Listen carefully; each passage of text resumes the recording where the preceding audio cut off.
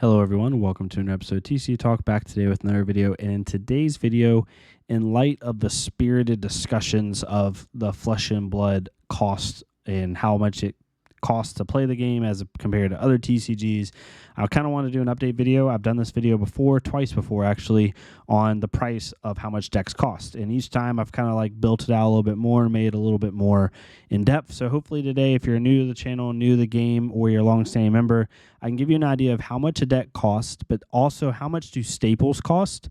And once you acquire those staples, how much does a deck cost, with the staples interchanging. So if you like this type of content, please leave a like, comment, subscribe. If you're new to the channel, welcome. Thank you so much for clicking on and stopping by even just for a second. If you're a long-standing member, thank you so much for coming by again. Feel free to check out the Discord and the Patreon down below. So I'm not going to get into like who said what and all sort of stuff, because that's not important. That's not the point of this video. But it did proc me making this video. Is Flesh and Blood got... the creator who made the video is really genuine and did not make it in a malicious way towards Flesh and Blood. The creator who made the original video, which I won't link because I just don't want to bring any hate on them or any unneeded discussion, made a video talking about the price of competitive decks. And they took the top 5 decks in each game, each like relevant TCG, and basically to sum it all up, they deemed that Flesh and Blood was severely more expensive than every other card game on the market. They did, in their video, to their point, state on how the staples in Flesh and Blood are extremely more expensive than the staples in other card games. And if you eliminate, or once you get the staples, the price per deck actually lowers greatly, which I'll show you here. I'm just going to give one quick blurb about it, then we'll talk about the data. Yes, the one barrier to Flesh and Blood right now is there's what I call the big 4, which is staples, and then there's equipment, which has a pretty high ceiling. Once you buy these cards, then they're there for good, right? The negative is the cost per staples is pretty nutty, which we'll get into here in a second, and the cost for equipment. But once you have that equipment, you have it, right? And unless the class no longer becomes a thing or Flesh and Blood changes their structure, you're always going to be able to use that equipment. The strength that Flesh and Blood has is, like, if you pay $290 for a playset of Art of Wars, right? Or Command and Conquers, I mean, right? Like over here, $290 for a playset of Command and Conquers.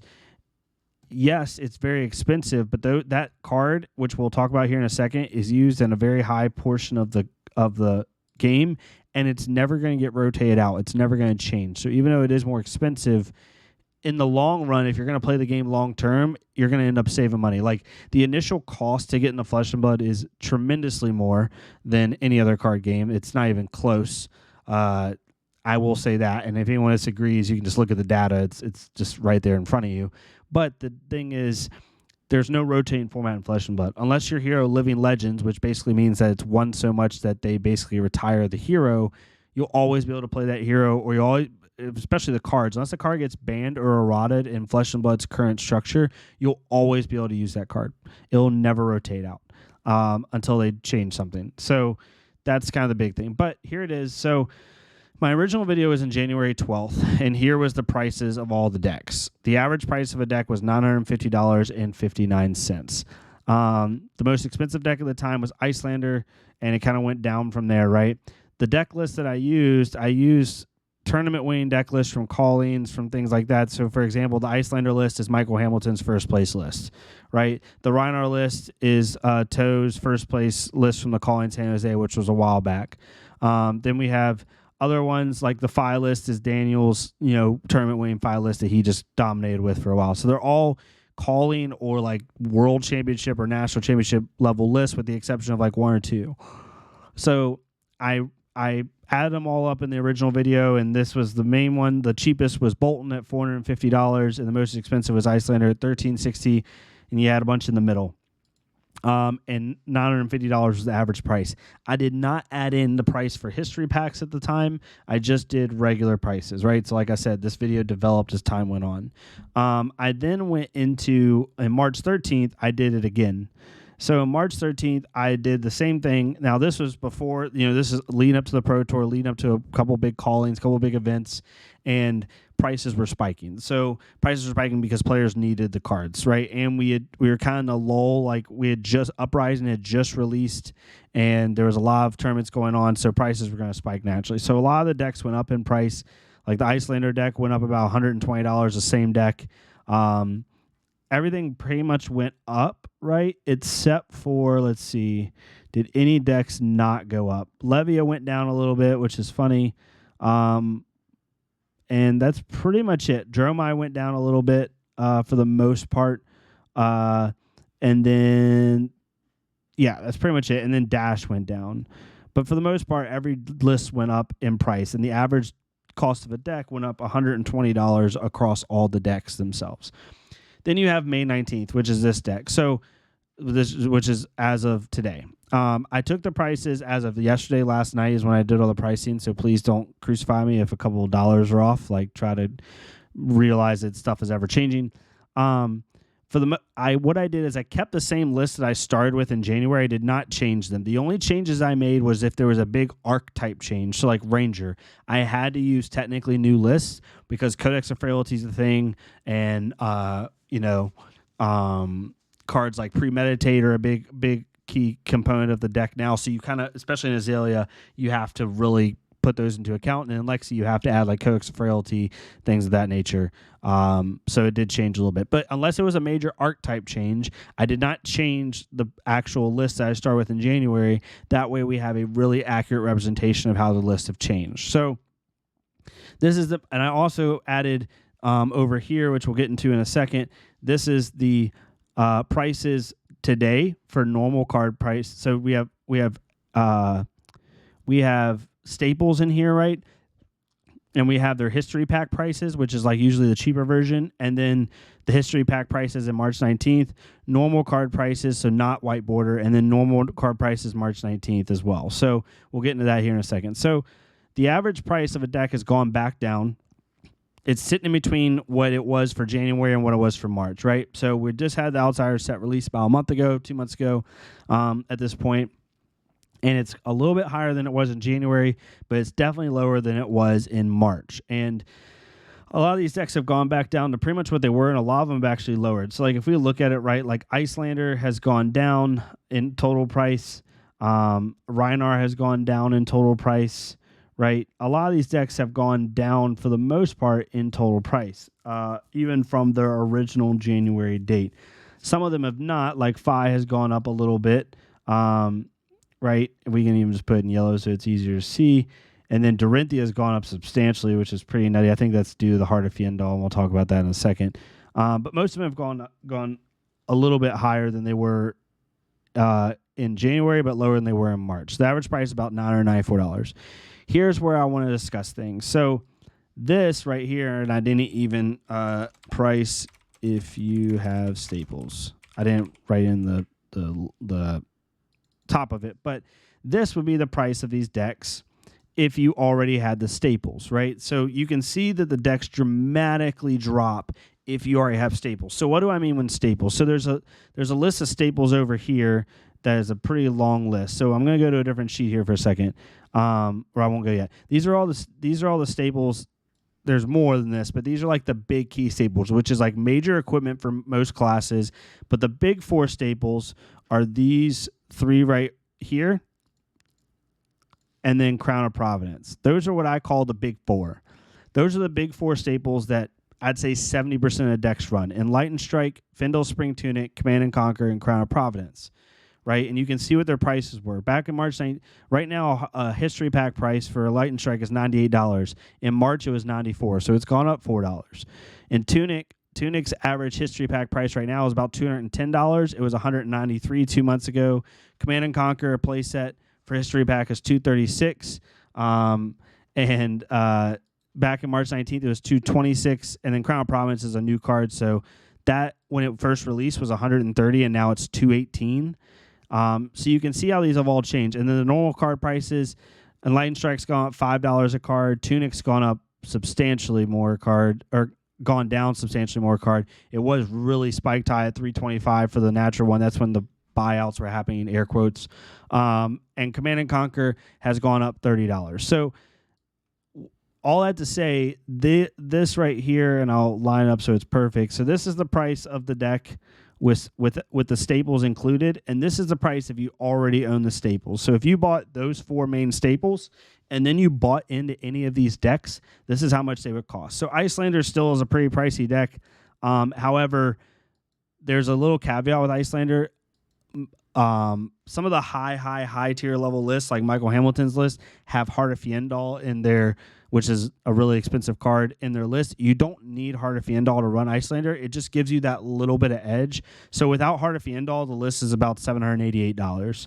And then as you can see here, I'm not going to go through every single list, but if you already have these 4 cards, look at the price of each deck.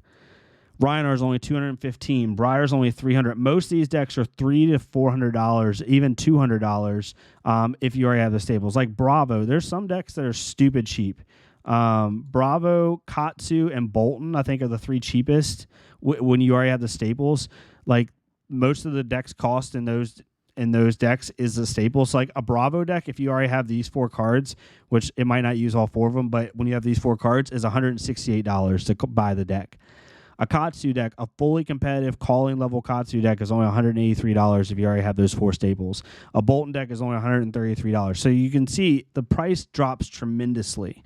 And finally, we have history pack discounts. If you buy history pack versions of like the main staples that cost you a lot of money, this is how much money you can save. I try not to go really in on this portion because people keep trying to use history pack as like a way to argue that the game can be less expensive. And technically, yes, it can. The issue is not everybody wants to have white border cards. Like, I know I sound like really crappy for saying that, or like more like, I don't know, like kind of a Chad saying I want all my cards to match. But yeah, like I would say most, not all, most competitive players want their deck to match. They don't want to have white border cards in their deck. They really don't. Some players do. Some players don't care. For sure, there are some of you out there, so you don't have to attack me in the comments. But most competitive players at a high level either A, want all their cards to match, or B, they actually want all their deck foiled, like even high competitive players. So, but this is ways you can save money. So the one thing I want to talk about before we get into the big 4 is the staple prices. So we have a couple ones here. Let's look at the normal card prices. So like most of the staples have gone down for the most part in price. So like Art of War since March has gone down $40. Striders has gone down $80. Scab Skins has gone down $30. Skullbone Crosswrap has gone down $10. Grasp the Arknight has gone up. That's because of Dusk Till Dawn announcements. Mask Momentum's cut in half. Courage of Bladehold's gone down. Braceful Bracer's cut in half because they were having a buyout at that point. Courier Fist has gone down. All these have gone down. The only ones that have gone up is Tectonic Plane's gone up, what, $1? I don't have data on these 3. I didn't do these 3 when I should have. But the only cards that have gone up is Tectonic Plane's gone up $1, right? What else? Grasp the Arknight's gone up $10. And that's pretty much it. Like no one else has gone up. And then when you look at history pack prices, right? The history pack prices have gone down for the most part too. Every single card, with the exception of Scab Skin Layers, has gone up about $20. Skullbone Crosswrap's gone up about $20. Grasp has gone up $30, but again, that's because of Dusk Till Dawn. But most every other card has either stayed even or gone down in price. The big ones that have gone up, which is what the most topic discussion is, the ones that actually matter, which is the big 4. So Enlightened Strike since March has gone up $5 on history pack, and it's gone down $5 actually for a play set in normal. And again, if it's not an equipment piece, these prices are what a play set of the card would cost. Tunic has gone up about $20, right, since March in history pack, and it's gone down almost $100. It has gone down $100 since March in normal. And then finally Command and Conquer's. Command and Conquer's gone, down or up $10 for history pack, and it's gone up $30. So Command and Conquer's really gone up, but that's because there's a huge Ranger meta right now, and Command and Conquer just makes Rangers cry, so that's why it's gone up, because people want the card. Crown Promise has gone up as well. That's because this card was just released when I last did this, so now people are seeing the value of the card, and that's what it is. So getting into the big 4, right, and this is for your newer players out there. Let's see if I can back this up a little bit so I can get the whole thing in frame. Yeah, so I pretty much can for the most part. Let me move this here. Professional YouTuber, right? Doing this stuff on the fly. But basically, you have the what I call the big four when it comes to staples, which is Enlightened Strike, Tunic, Command and Conquer, and not Art of War, and Crown of Province. Art of War is kind of like the pseudo fifth most important, but really it's these four. These four make up, what you care about the most, and they're the ones you're going to be speaking about when it comes to like what staples should I buy in the game, right? If someone came up to me today and said, "Hey, money doesn't matter. What are the cards I need to buy right now that are going to matter in most of the decks?" These are the four I'm telling you. So on this list, anything that's labeled in green, I have decks that use Enlightened Strike, decks that use Tunic, decks that use Command and Conquer, decks that use Art of War, and decks that use Crown of Province. If it's in green, it means it's a staple in that deck. If it's in yellow, which Arachne should be yellow, it means it's kind of used in some variations of the deck. And yeah, so that's pretty much like how it works. So decks that use E-Strike, literally every deck in the game except for Kano, Lexi, Dash, Bolton, Bravo, Levia, and Dorinthia use E-Strike in some form or fashion. Viscerai doesn't use it as much anymore. It's pretty much a pure Runeblade list, but you can use it. And it used to be used all the time before it got more Runeblade support. Arachne, most of the top lists are very like fatigue heavy and don't have Enlightened Strike in their list, but I've seen a lot of lists that do have Enlightened Strike, and you can run it in it just fine because it's really good on 2 cards hands, hitting for 7. It actually goes to your fatigue plan just as well. I'm not sure why people wouldn't want to use it, but that's neither here nor there. Everything in green is consistently used. So out of the 18 playable decks right now, Enlightened Strike is used in 6, 7, 8, 9, 10 of them consistently, and 2 of them sub-consistently. So literally 12 out of 18 of the decks, 66% of the decks are Enlightened Strikes using. In Tunic, you have 8, 9, 10, 11, 12 out of 18 of the decks use it all the time. And then 2 decks kind of use it some of the time, right? So 14 out of 18 decks can use Tunic for the most part consistently. Even Dorinthia, it's 15 out of 18. I forgot to put Dorinthia as green. She uses as well. Then you have CNC. Command and Conquer is the most widely used staple in the game. Every single deck uses it with the exception of Rangers, Kano, Dash, but you could use it in Dash, and Bolton, right? So basically the Ranger class, and even Lexi uses it sometimes, but not as often. Basically Rangers, Kano, and Dash, and Bolton don't use it that much, but really, 1, 2, 3, 4, 5, 6. So 12 out of 18 decks use it all the time, and for it not being an equipment piece, that's extremely high. Art of War is a little bit more sparingly used, which is why it's not part of the big four. And then Crown of Province has become insanely used. 14 out of 18 decks use it very either consistently or semi-consistently. And yeah, it gets really 11 out of 18 use it all the time, never don't use it. So as you can see, this is where the negativity comes in, or where the struggle comes. It's really a challenge, right? And Flesh and Blood's gotten better at this. Is if you were to buy all these cards in History Pack, with the exception of Crown of Province, because there is no History Pack version, it would cost you $763 to buy these cards. To buy a playset of Enlightened Strike, a playset of Command and Conquer, a Tunic, and a Crown of Province, a whiteboard Tunic. All these are whiteboard except for Crown of Province. It would cost you $736. Normal card prices, if you didn't want them to be whiteboarder, which most people, I think that's a perfectly fine ask, it would cost you $847 to buy all these cards. This is where it's an issue for Flesh and Blood, because can you run these decks that I have listed here? Can you run them without these 4 cards? Technically, yes. But if you're going to play this game competitively, in my opinion, definitely Tunic and Command and Conquer. If you're going to play this deck competitively, you have to have these 2 cards. In most decks, not all decks, but in order to be competitively flexible, be able to change with the meta, be able to play different decks depending on what decks can be good going into your event, you need these 2 cards. 100%. Then you probably need Crown Province depending on who you're playing. Enlightened Strikes, you could probably argue maybe, but those do give you an edge. Every deck, for example, Reinhardt doesn't need Enlightened Strike. It helps. It depends on what your deck is. But decks like Briar and Phi, they don't need Enlightened Strike, but it really helps them be more flexible. And in decks like that, where they need to be a little bit more flexible, it's really important for them to have those cards. Katsu, he technically doesn't have to run Enlightened Strike, but it really helps him in the matchups where he struggles a little bit. Same thing with Azalea. It's a card you really want. So these cards you really want if you want to stay competitively viable, and more, not competitively viable, but competitively flexible in the game of Flesh and Blood.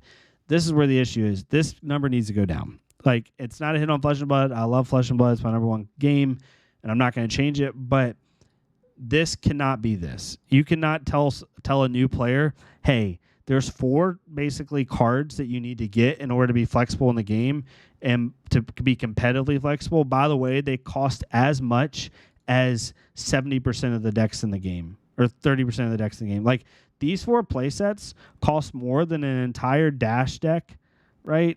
An entire Bolton deck, close to being an entire Arachne or Katsu deck. Like, they literally, the staples themselves cost more than 2 decks in the game, and they cost on par with about 1, 2, 3, 4, 5, 6, 7, 8 decks in the game, right? Like, that's the issue. The good thing is about these staples is once you buy them, as you can see, like, the average price of a deck,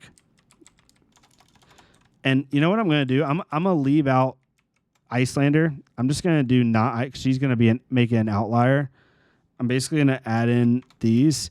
For the most part, your average price of a deck is about $300 without the staples. Without the staples that I say are staples. And then if you don't, in some of those decks, if you don't even run like some of the really crazy stuff like I have Ophidian and Heart of Findal, it gets even cheaper. So decks are actually really, really consistently cheap in relative terms for TCGs after you buy these staples. It's just buying these staples. And for a game that's not Magic the Gathering, not Pokemon, not Yu-Gi-Oh!, it's hard to tell people to spend this type of money. I'm not going to lie. I would love to see, I don't know how it works, but I would love to see these cards together be maybe like $400. It should be cut in half. It can't be that much money. A playset of Command and Conquers and your headpiece costing you $440 by themselves, it's hard to convince someone to do that, right? The good thing is they're everlasting. They're never going to go away unless they're banned or eroded. So that's the good thing you can tell players, but it's still a hard sell for newer players. So I want to kind of show this information. Hopefully this makes sense. Screenshot if you want. I think it's a good start of showing like the health of the game or the change of the game. You can see that like over a course of basically nearly 6 months, you know, deck prices haven't really changed. They've spiked, they've gone up and down, but they also show you like what your price of your deck can be if you get your staples. Yeah, just to kind of show you the information. I'll let y'all decide what your opinions are on it. Let me know in the comments down below what you think. I would love to hear your thoughts on it. Hopefully this made sense. Let me know if you want me to cover anything else in terms of data of prices. But if you like this type of content, please leave a like, comment, subscribe. If it's not me, it's totally fine. Go to our Flesh Blood career, leave a like, comment, subscribe on their stuff so we can get more people seeing this game. And yeah, I'll see y'all next time on TC Talk. Thank y'all so much.